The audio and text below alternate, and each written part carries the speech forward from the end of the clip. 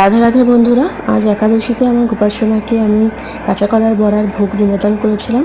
তো আমি একাদশীতে যেভাবে কাঁচা কলার বড়াটা বানিয়ে থাকি সেই রেসিপিটাই আমি তোমাদের সাথে শেয়ার করছি।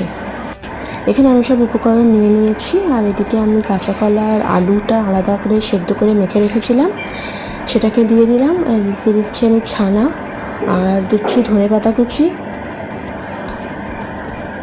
আর দিচ্ছি কাঁচা লঙ্কা কুচি, গরম মশলা, ভাজা জিরে গুঁড়ো, সন্ধক লবণ, আর দিচ্ছি বাকহুইটের আটা। তো যেহেতু একাদশীতে আটা ময়দা কিছু খাওয়া যায় না, সেজন্য আমি এখানে বাকহুইটের আটাটা ব্যবহার করেছি শুধুমাত্র বাইন্ডিংয়ের জন্য। এবার এখানে আমি গোল গোল করে বড়ার মতন শেপ দিয়ে নিয়েছি। এবার আমি ফ্রাইং প্যানে এটাকে শ্যালো ফ্রাই করব। এটা আপনারা চাইলে ছাকা তেলেও ভেজে খেতে পারেন, তবে আমার শ্যালো ফ্রাইটাই বেশি পছন্দ। ব্যাস, আমার এখানে কাঁচা কলার বড়া রেডি হয়ে গেছে। এবার আমি ভগবানকে ভোগ নিবেদন করব।